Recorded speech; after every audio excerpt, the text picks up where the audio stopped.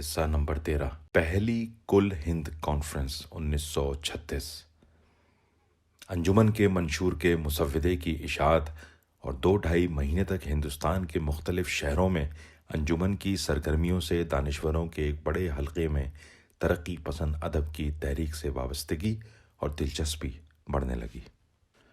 اس کا نتیجہ یہ نکلا کہ مختلف شاخوں اور ان افراد نے جو ترقی پسند ادب کی تحریک کے حامی تھے، متفقہ طور پر یہ مطالبہ کیا کہ ہمیں اپنی ایک کل ہند کانفرنس کرنی چاہیے تاکہ تحریک میں حصہ لینے والے ایک دوسرے سے مل سکیں، ملک کی مختلف زبانوں کی ادبی صورتحال کا جائزہ لیا جا سکے اور مرکزی انجمن کی باقاعدہ تنظیم ہو سکے۔ اس کام میں پہلا قدم الہ آباد کی انجمن نے اٹھایا۔ ہم عارضی طور پر تحریک کے مرکز کی حیثیت سے کام کرنے لگے تھے اور اب ہمارے سامنے سب سے بڑا کام ترقی پسند مصنفین کی پہلی کل ہند کانفرنس کرنا تھا۔ کانفرنس کرنا بہت بڑا فن ہے، اس کے لیے بڑی مہارت کی ضرورت ہے۔ ہمارے ملک میں چونکہ کانفرنسیں بہت ہوتی ہیں، اس لیے ملک کے ہر حصے میں ایسے افراد پیدا ہو گئے ہیں جن کو پیشہ ور کانفرنس باز کہا جا سکتا ہے۔ یہ لوگ چند دنوں میں جنگل میں منگل کر دیتے ہیں۔ انہیں شہر کے تمام ان ٹھیکیداروں کے نام معلوم ہوتے ہیں جن کے یہاں شامیانے، خیمے، کرسیاں، میزیں، دریاں اور صوفے کرائے پر ملتے ہیں۔ وہ یہ جانتے ہیں کہ روشنی کے لیے بجلی سستی پڑتی ہے یا گیس کے ہنڈے۔ انہیں معلوم ہوتا ہے کہ کس دکاندار کا لاؤڈ اسپیکر ہمیشہ تقریر کے درمیان ٹوٹ جاتا ہے اور کس کا آخری وقت تک بھیانک آوازیں کر سکتا ہے۔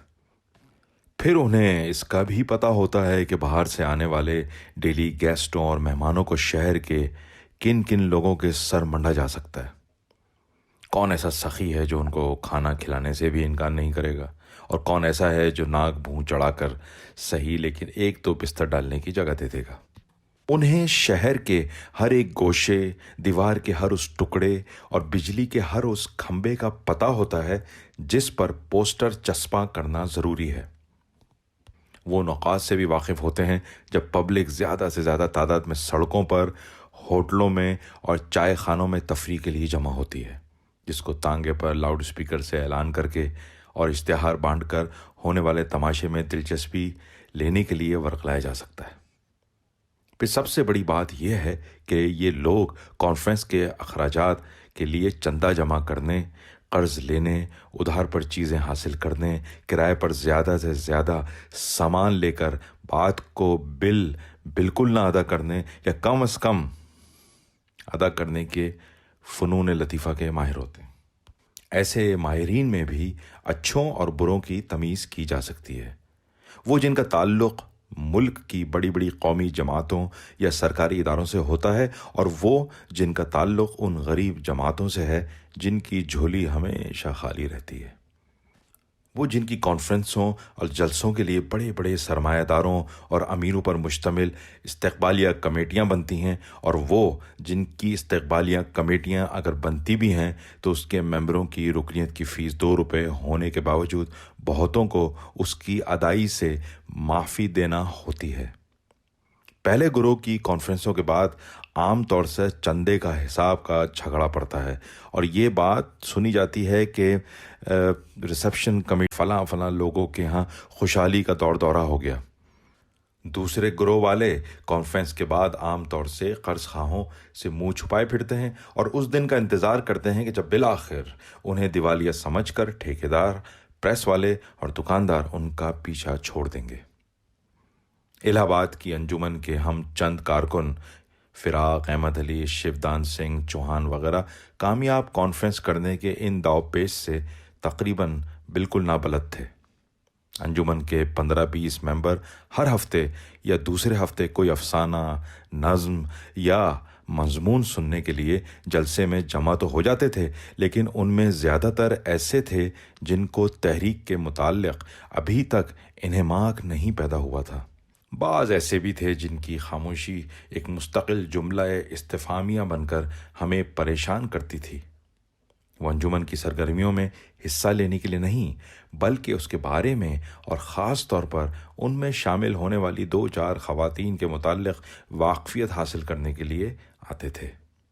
چند ایسے تھے جو 1-2 بار شریک ہو کر پھر نہیں آئے۔ انہوں نے باقاعدگی سے اپنی استطاعت اور سمجھ کے مطابق شہر میں سرگوشیاں کرنی شروع کر دیں کہ یہ تحریک فضول ہے اور محمل ہے اور بہت سی دوسری تحریکوں کی طرح 2-4 دن میں ختم ہو جائے گی۔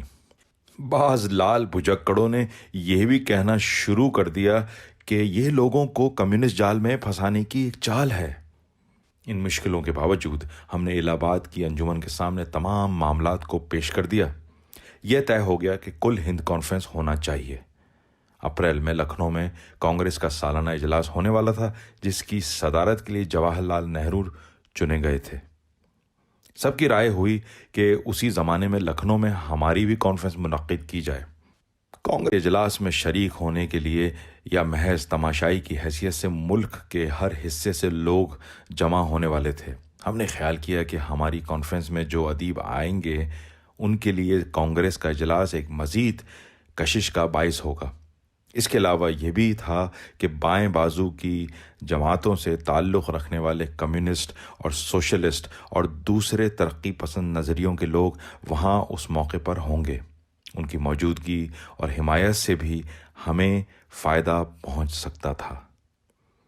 اس وقت تک کانگریس اور بائیں بازو کی ترقی پسند جماعتوں اور افراد میں وہ تفاوت نہیں تھا جو دوسری جنگ عظیم کے بعد پیدا ہوا۔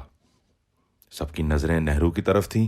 وہ کانگریس کو اصلاح پسندوں کے غلبے سے نکال کر جمہوری عوامی سیاست کے راستے پر چلانے میں ترقی پسند اور انقلابی قوتوں کی مدد کریں گے اور کانگریس کی تنظیم کو محور بنا کر اس کے ارد گرد بیرونی سامراج کے خلاف متحدہ قومی محاذ بنائیں گے۔ ترقی پسند ادب کی تحریک حالانکہ سیاسی نہ تھی، پھر بھی ہماری نظر میں وہ سامراج دشمن عوامی مورچے کا ایک حصہ تھی۔ عام رائے یہ ہوئی کہ منشی پریم چند سے صدارت کی درخواست کی جائے۔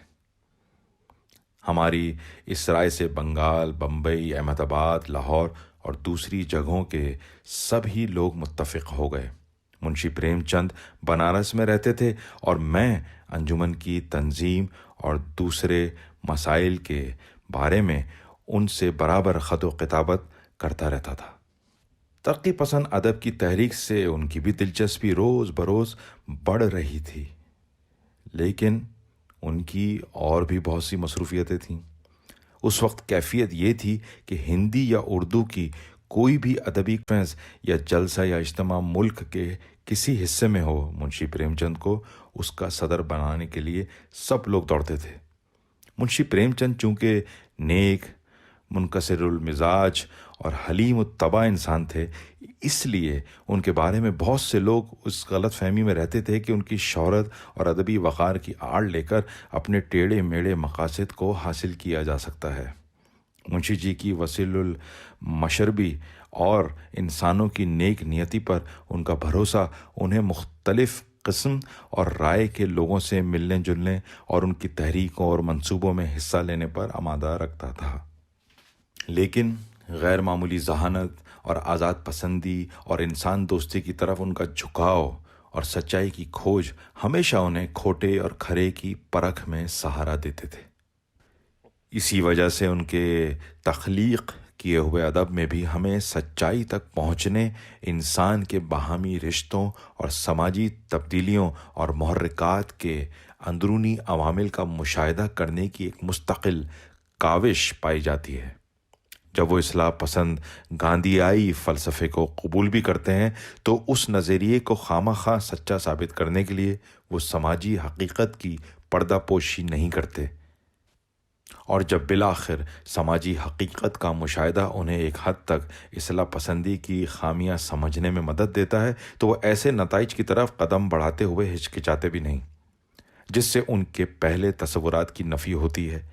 لیکن حقیقت بینی جن کی متقاضی ہے، ترقی پسند تحریک سے پریم چند کی وابستگی ان کی زندگی کے تجربے اور مشاہدے اور ان کے ادبی ارتقاء کا ایک لازمی اور فطری نتیجہ تھی۔ افسوس کہ ان کی بے وقت موت کے سبب سے اس ارتقاء کی تکمیل نہ ہو سکی۔ جب میں نے منشی جی کو مجوزہ کانفرنس کی صدارت کے لیے لکھا تو پہلے انہوں نے معذوری ظاہر کی۔ انہوں نے لکھا کہ اس وقت ان کے پاس لاہور کے ہندی سمیلن اور حیدرآباد دکن کی ہندی پرچار سبھا کی صدارت کے دعوت نامے آئے ہیں۔ مزید برآں مسٹر کنہیا لال منشی کی تحریک پر واردھا میں گاندھی جی ایک کل ہند ادبی اجتماع بھارتیہ ساہتیہ پریشد اپریل میں ہی کرنا چاہتے ہیں۔ اس میں بھی انہیں شریک ہونا ہے۔ اس نے اتفاق سے منشی پریم چند کے وہ خطوط جو انہوں نے مجھے اس سلسلے میں لکھے تھے میرے پاس محفوظ رہ گئے، اور وہ نیا ادب مارچ فروری 1940 میں شائع کیے گئے تھے۔ 15 مارچ کے خط میں انہوں نے مجھے لکھا، صدارت کی بات میں اس کا اہل نہیں، عجز سے نہیں کہتا، میں اپنے میں کمزوری پاتا ہوں۔ مسٹر کنہیا لال منشی مجھ سے بہت بہتر ہوں گے، یا ڈاکٹر ذاکر حسین۔ پنڈت نہرو تو بہت مصروف ہوں گے، ورنہ وہ نہایت موزوں ہوتے۔ اس موقع پر سبھی سیاسیات کے نشے میں ہوں گے اور ادبیات سے شاید ہی کسی کو دلچسپی ہو، لیکن ہمیں کچھ نہ کچھ تو کرنا ہے۔ اگر مسٹر جواہر لال نہرو نے دلچسپی کا اظہار کیا تو جلسہ کامیاب ہوگا۔ میرے پاس اس وقت بھی صدارت کے 2 پیغام ہیں، ایک لاہور کے ہندی سمیلن کا، دوسرا حیدرآباد دکن کی ہندی پرچار سبھا کا۔ میں انکار کر رہا ہوں، لیکن وہ لوگ اصرار کر رہے ہیں۔ کہاں پریزائڈ کروں گا؟ ہماری انجمن میں کوئی باہر کا آدمی صدر ہو تو زیادہ موزوں ہے۔ مجبوری درجے میں تو ہوں ہی، کچھ رو گا لوں گا، اور کیا لکھوں؟ تم ذرا پنڈت امن ناتھ جھا کو تو آزماؤ، انہیں اردو ادب سے دلچسپی ہے اور شاید وہ صدارت منظور کر لیں۔ 15 مارچ 1936۔ لیکن 1-2 خطوں کے بعد بالآخر منشی پریم چند نے ہماری درخواست منظور کر لی اور مجھے لکھا، اگر ہمارے لیے کوئی لائق صدر نہیں مل رہا ہے تو مجھ ہی کو رکھ لیجئے۔ مشکل یہی ہے کہ مجھے پوری تقریر لکھنی پڑے گی۔ میری تقریر میں آپ کن مسائل پر بحث کرنا چاہتے ہیں اس کا کچھ اشارہ کیجئے۔ میں تو ڈرتا ہوں میری تقریر ضرورت سے زیادہ دل شکن نہ ہو۔ آج ہی لکھ دو تاکہ واردھا جانے سے قبل اسے تیار کر لوں۔ 19 مارچ 1936۔ اب یہ بات عجیب معلوم ہوتی ہے کہ پریم چند نے ہماری کانفرنس کی صدارت کے لیے کنہیا لال منشی کو اپنے سے بہتر سمجھا تھا۔ اس سے یہ ظاہر ہوتا ہے کہ اس شروع زمانے میں ہمارے اور ان کے خیالات میں کئی باتوں میں فرق تھا، لیکن ہمیں یہ نہ بھولنا چاہیے کہ کنہیا لال منشی 1936 میں ایک قوم پرست اور گجراتی زبان کے اہم ناول نگار کی حیثیت سے ہمارے سامنے آئے تھے۔ جب 2 سال بعد صوبہ بمبئی میں وہ کانگریس کے وزیر داخلہ بنے اور انہوں نے عوام کی شہری آزادیاں سلب کرنا شروع کیں اور سرمایہ داروں کے حقوق کے تحفظ کے لیے ہڑتالی مزدوروں پر گولی چلوائی، تبھی لوگوں کو ان کی قوم پرستی اور بھارتی کلچر سے دلچسپی کی اصلی حقیقت معلوم ہوئی۔ رفتہ رفتہ منشی صاحب نے کانگریس سے بھی علیحدگی اختیار کر لی اور مالدار فرقہ پرستوں سے علانیہ مل گئے۔ بعد میں انہیں دوبارہ کانگریس میں شامل کر لیا گیا۔ بہرحال اس وقت بھی ترقی پسند انجمن کے بیشتر ارکان کنہیا لال منشی سے اپنی کانفرنس کی صدارت کے لیے درخواست کرنے کو تیار نہ تھے۔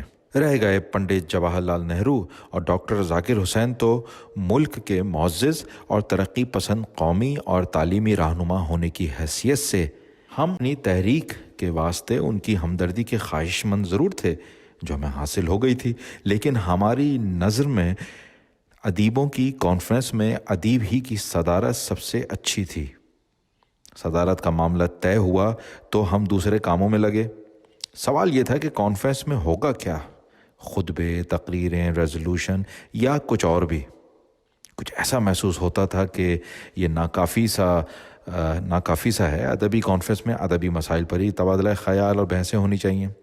پھر ہمارے وسیع اور عریض دیس میں 14-15 بڑی بڑی زبانیں ہیں، ہر ایک کو لاکھوں کروڑوں آدمی بولتے ہیں اور ان میں گراں قدر ادب موجود ہے۔ کل ہند کانفرنس میں ان تمام یا ان میں سے زیادہ زبانوں کے جدید ادب اور ادبی مسائل پر مقالے تیار ہونے چاہیے۔ ہمارے ملک میں عام طور سے پڑھے لکھے لوگ صرف اپنی زبان کے ادب سے واقف ہوتے ہیں، یا اگر انگریزی داں ہیں تو کسی قدر انگریزی ادب سے۔ اردو داں کو گجراتی ادب کا پتہ نہیں، گجراتی والے تیلگو ادب سے ناواقف ہیں، تامل والے بنگالی ادب سے نابلد ہیں، اور بنگالی والے اپنی زبان کے علاوہ ہندوستان کی تمام زبانوں کے ادب سے۔ بہت سے اردو اور ہندی والوں میں تو یہ باہمی ناواقفیت فرقہ وارانہ تعصب کے سبب سے مغایرت اور منافرت کی حد تک پہنچ گئی ہے۔ حالانکہ یہ دونوں ایک ہی خطے کی زبان کے دو ادبی مظہر ہیں، ان کی بولیاں ایک ہی ہیں۔ اگر ہماری کانفرنس کے ذریعے سے ملک کی مختلف زبانوں کے ادیبوں کو ایک دوسرے کے ادب سے تھوڑی بہت بھی واقفیت اور دلچسپی ہو جائے، اگر ہم یہی جان لیں کہ اس ملک کی بڑی بڑی زبانوں میں اس وقت کون سی ادبی مسائل درپیش ہیں اور ادبی کا رخ کیا ہے، تو یہ ایک بڑے اچھے کام کی ابتدا ہوگی، اور اس سے ہماری تحریک کو مجموعی طور سے فائدہ پہنچے گا۔ دوسرا کام انجمن کے دستور کا خاکہ تیار کرنا تھا، تاکہ کل ہند مرکزی تنظیم قائم ہو سکے اور علاقائی اور مقامی انجمنوں کے باہمی تعلقات اور انجمن کی ممبری کی شرائط کا تعین کیا جا سکے۔ اس طرح انجمن کے مرکزی، علاقائی اور مقامی ادارے باقاعدگی سے جمہوری اصولوں پر قائم ہو سکتے تھے۔ تیسرا مسئلہ ہماری انجمن کا دوسرے بیرونی ادبی اداروں سے تعلق یا الحاق کا تھا۔ پھر ہمارے سامنے دو اور سوال تھے جو سیاسی تھے۔ پہلے تو یہ کہ ہمارے ملک میں بیرونی سامراج نے تحریر، تقریر اور خیال کی آزادی کے جمہوری حق پر طرح طرح کی پابندیاں عائد کر رکھی تھیں۔ شہری آزادیوں پر ان بندشوں اور گرفت کا محب وطن ادیبوں پر براہ راست اثر پڑتا تھا۔ ترقی پسند اخبار، رسالے اور کتابیں ہمیشہ سرکاری عطاب کی زد میں آتے رہتے تھے، اور جو سہولتیں ادیبوں کو ایک آزاد ملک میں ملنا چاہیے وہ ہمارے ہاں مفقود تھیں۔ ان کی مدد اور ان کا دل بڑھانا تو درکنار، ادیبوں کا اتحاد اس سلسلے میں ان کی تقویت کا باعث بن سکتا تھا اور ان کے جمہوری حقوق کا تحفظ کر سکتا تھا۔ بہت شکریہ۔ مضمون جاری ہے، اگلے ہفتے اس کا بقیہ حصہ پیش کریں گے۔ آداب عرض ہے۔